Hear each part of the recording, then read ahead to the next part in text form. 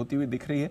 Chemical stocks में अच्छा action आ रहा है, ऑटोज और टायर्स में आपको अच्छी मूव आती हुई दिख रही है। और इस बीच जो बाजार की पॉजिटिविटी है उसमें एक योगदान आ रहा है कच्चे तेल की गिरावट से भी। वैसे भी कंफर्टेबल लेवल्स पर था, कल इंट्राडे में तो बड़ी गिरावट हुई, उसके बाद थोड़ा रिकवर भी हुआ, बट वीकनेस कच्चे तेल में हमें लगातार दिख रही है। क्या है कुछ फैक्टर्स, स्पेशली कल की इस बड़ी मूव के पीछे क्या है? आज सुबह भी आप देख रहे हैं दबाव बना हुआ है। आइए एक बार नेहा से समझ लेते हैं।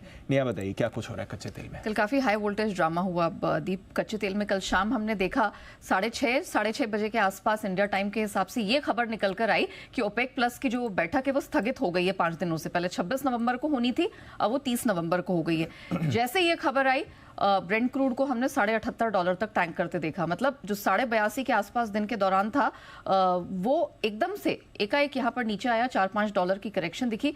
फिर उसके बाद जरूर $3 संभला और हमने $82 के नीचे से बंद होते देखा। आज सुबह जब हमने एशियन ट्रेड्स खुलते हुए देखे तब हमने देखा कि फिर से ये अपने आप को $79-80 के बीच में टिकाने की कोशिश कर रहा है। अब ऐसा क्या हो गया? बैठक तो हो रही है, बस स्थगित हुई है, तो ये समझना जरूरी है। ओपेक प्लस की जो बैठक है, तारीख क्यों आगे बढ़ी है? वो आगे इसलिए बढ़ी है क्योंकि समूह में कुछ अपने तनाव हैं वो निकल कर आ रहे हैं।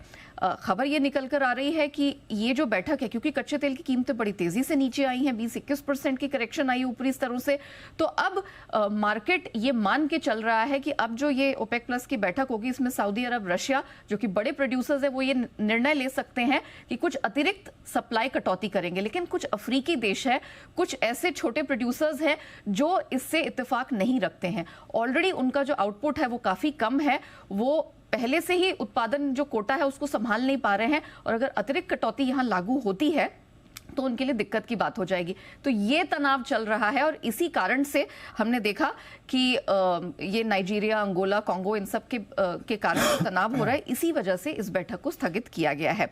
दूसरा बड़ा फैक्टर है कि अमेरिका में जो उत्पादन है वो रिकॉर्ड स्तर पर है। 132 लाख बैरल प्रतिदिन का तो रिकॉर्ड स्तर बना ही हुआ है। जो इन्वेंट्रीज है वो बढ़ती चली जा रही हैं।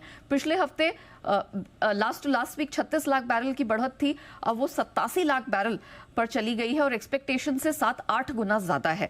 तो ये भी एक बड़ा फैक्टर है। डॉलर इंडेक्स में रिकवरी आई है। इजराइल हमास युद्ध, यहाँ पर कुछ शांति कुछ समय के लिए दिख रही है, जो सीज फायर हुआ है। और वेनेजुएला जिससे सैंक्शंस अभी अभी हटे हैं, उनका उत्पादन 8.5 लाख बैरल प्रतिदिन पे चला गया, जो 10 लाख तक चला जाएगा। तो ये बड़े फैक्टर्स हैं जिनकी वजह से हमने प्रेशर देखा। लेकिन ओपेक एक बड़ा ट्रिगर है। सिटी रिसर्च वो मानते हैं कि छोटी अवधि में $82 के आसपास ब्रेंट को देखने के लिए आप तैयार हो जाइए। 6 से 12 महीने में $72 से $73 का एवरेज वो बनता देख रहे हैं।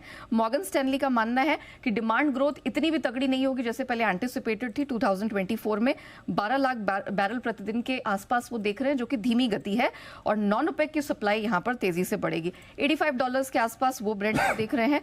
गोल्डमैन सैक्स ने अपना अनुमान $6 से घटाया है ब्रेंट पे, और बार्कलेज ने कटौती की है $4 की। $93 के आसपास का एवरेज वो ब्रेंट में देख रहे हैं।